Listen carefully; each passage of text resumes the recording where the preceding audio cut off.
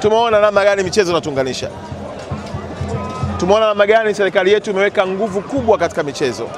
Ni wakati sasa wa vijana kuitumia fursa ya michezo. Duniani kuna michezo inayotambulika na yenye mashirikisho 2000.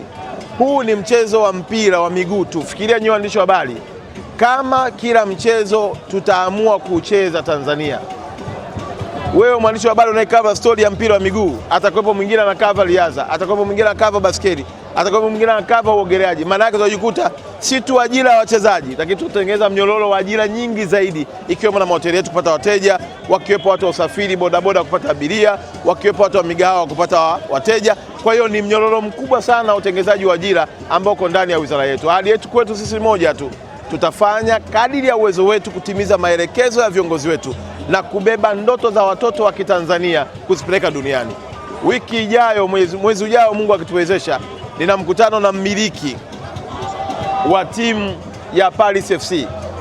Mmiliki wa timu ya Paris FC kule Ufaransa ni kama Simba na Yanga, na amenialika tarehe 8 nitakwenda kukutana naye pale Ufaransa kujadiliana namna gani ambavyo timu zetu za Tanzania tutapata fursa ya kuzitoa kuzipeleka nje.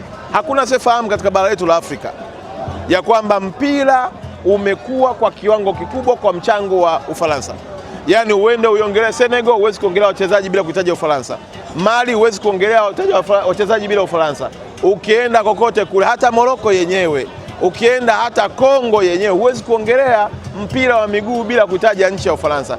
Na sisi kama taifa la Tanzania tumeamua kujiingiza katika mikono ya Ufaransa, kuona namna gani tutashirikiana vipaji vinavyopatikana hapa Yamli, Ndondo Cup, kote kwenye mashindano mbalimbali ya nchi yetu, na wale walioko under 15, under 20, under 17 tuwapeleke huko duniani kuhakikisha kwamba taifa letu, na wewe ukiangalia kwa mfano kama ziko nchi hapa Afrika wana uwezo wa kutengeneza timu za taifa sio chini ya 50.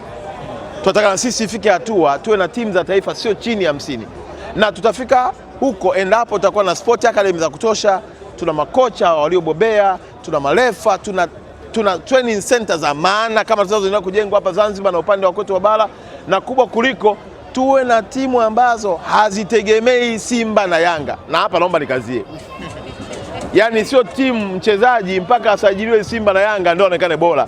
Tunataka ifike hatua wachezaji wetu waweze kutoka hapa Zanzibar, watoke Pemba, watoke Unguja, watoke Mwanza, watoke Arusha, watoke Mbeya, watoke Mtwara, watoke Kigoma, Geita, wanasajiliwa kwenye vilabu vikubwa kwa duniani. Wakitoka kwenye timu ya taifa, tuna timu au tuna vijana zaidi ya 200, 400, 500 walioko duniani wanakuja kuchezea timu yao ya taifa, kuitetea bendera ya nchi yao, kuonyesha uhuru wa taifa letu, na zaidi ya yote amani, upendo na ushikamano tuliokuwa nao.